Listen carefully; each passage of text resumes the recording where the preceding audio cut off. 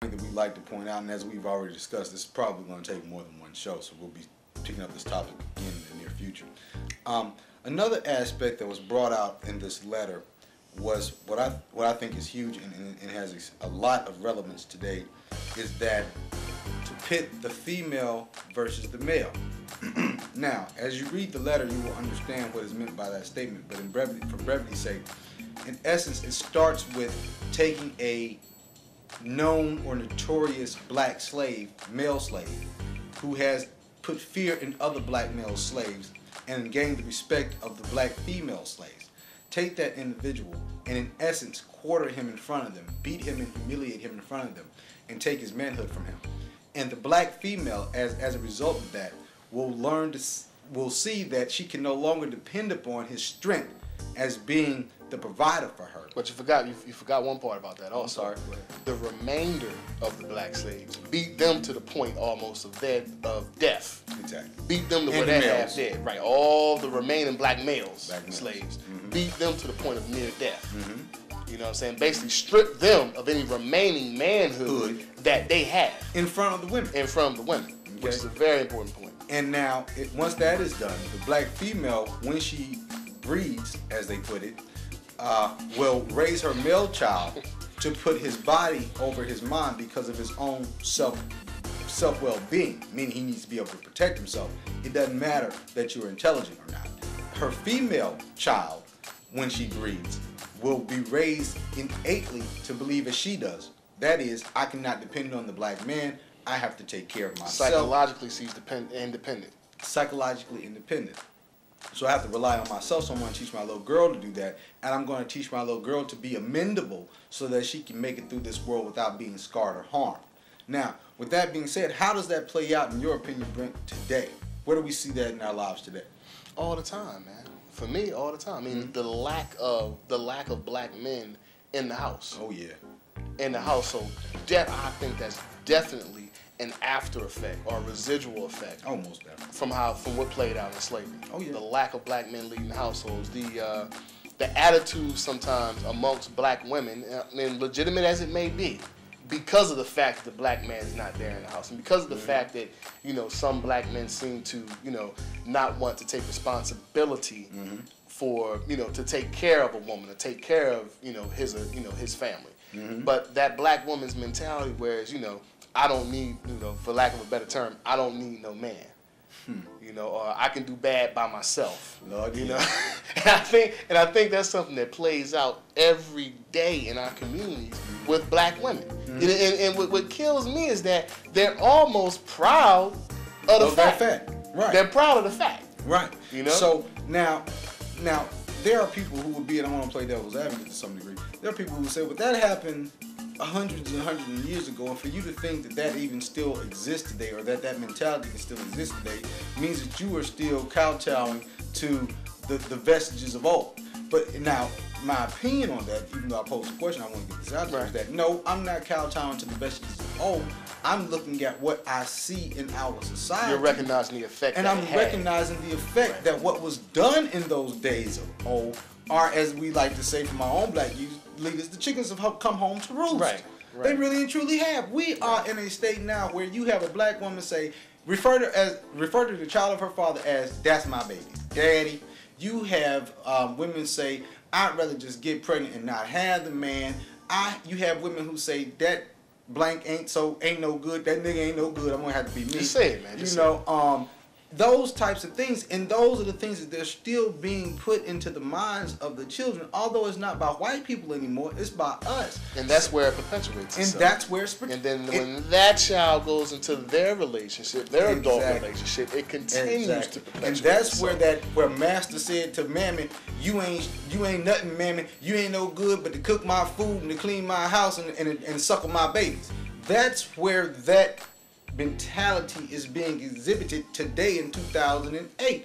And for anybody in our culture, in my opinion, to say that those things do not exist is not living in the same world that I live in. They're blind to the fact. They're blind to the fact. And this cuts across, this is not about being black and poor. This is just simply about being black. Being black. It has nothing to do with income, It has nothing to do with social status. It has nothing to do with that.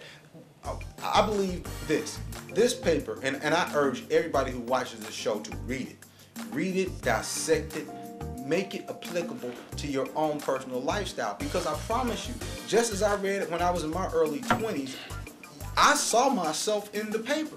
I could see how I was made. I could see how when I was in Mississippi and the kids used to pick on me about getting an education, quote unquote, becoming intelligent, and those who are intelligent are given a step up as opposed to a step down, but yet our people were taught to be ignorant. Because intelligence isn't important by our own people. Because we need to be muscular. We need to be able to be But at the same time, that boy in Mississippi that could run a 4.340. Oh, it was praised. Bench press 400 pounds. Praised in the black community. Was praised in the black community. Nobody praised me for getting an A in algebra. Or A in English. Or A in English. But they praised the dude who couldn't write his own name for being able to score 23 points in the game. Right. You see what I mean? Right. That to me is absolutely crazy, but it's not crazy if you will equip yourself with the basis from which you were made, and that and truly is not necessarily who wrote it, but the context of this paper and what was actually done to us psychologically. And excuse me, I didn't mean to cut you off. There's no way for us to deny that these things weren't done because there is documented evidence, written, photographical, storytelling, what have you, that shows you these things were done. It's no accident that light-skinned black folks got an issue with dark-skinned black folks. No issue that no coincidence that dark-skinned folks got an issue with light-skinned folks. Right? This was not by accident, and this is not something that we did when we were in the motherland or before we became subject to these principles. This is something that we were taught. It was something that became a matter of life and death and security. So therefore, as any human being is going to do, we developed a way of self-preservation. Right.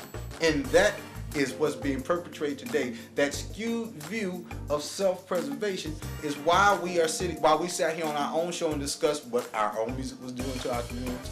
It's the reason why we sit back and see our kids strive to be athletes and artists versus striving to become astronauts and engineers and politicians and engineers.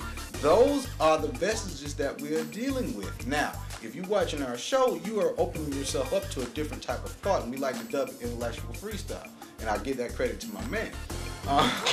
Because if you're engaging in this, then your eyes are starting to open and you're starting to see not only your surroundings in a different perspective, but you're starting to see yourself in a different perspective because you're opening yourself up to that knowledge. Now, another aspect of this paper that I wanted to put as far as the color scheme against each other, I want you guys to think about this. Who are the sex symbols that the media perpetrates to the masses of black America? I might can answer that, man. Let me see. Halle Berry. Yep. Beyonce. Yep. Let's see.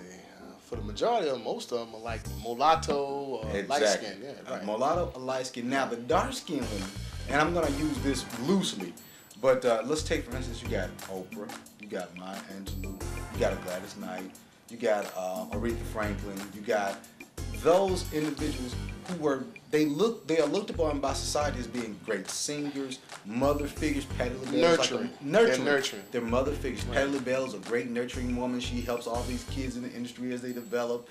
Same thing with Oprah. The things that she do through her philanthropy. It's not because of her skin tone, no. But look at how the media will place one person in this particular category and this person in another particular category. Something else interesting I want you guys to go and look at is the correlation among skin color and blood pressure. There was an article that I was reading on the internet. I never heard of that. And I'm quite sure you can find it. Yeah. People of a darker continent melanin, people such as myself, I'm a dark skin bro, give it up, tend to have a higher blood pressure versus people who are lighter complected. Their blood pressure tends to be a little bit lower. Now, scientifically speaking, there is no connection between the melanin and the blood pressure. But subjectively speaking, the person's perspective of their own particular shade of color is related to that person's blood pressure. Which means if I'm dark-skinned and I view myself as being extremely dark-skinned, so automatically I'm stressed about my color. So my blood pressure is high. My blood pressure is going to go up. Okay. Light skin, less stressed because of my color. So, and what you're saying, there's actually been a scientific study that they made a scientific study that documents this. Yes. So we're urging you guys, and we're gonna pick up this topic. I'm quite sure again in the near. We gotta future. do a part 2. Got to, because we need to. We basically just touched. We just scratched the surface, man. We didn't even scratch the surface. Right. But please, I want you guys to tune into this. This is probably going to be a 2 or 3 show episode in relation to this paper. We are now on www.blazeuniversity.com. That is spelled BLAYZE University.com. Check us out there as well. Give that man much up for putting this on. Thank you. And we look forward to you guys engaging with us, opening your eyes, and then getting involved in this intellectual freestyle. Take it to the barbershop, the car wash, your job. Take it everywhere you go, man, because this is life. If we live our life with a change, then we live in our life for a purpose. And if our purpose becomes to change our life, guess what's going to happen? It's the brothers. We'll holler at you.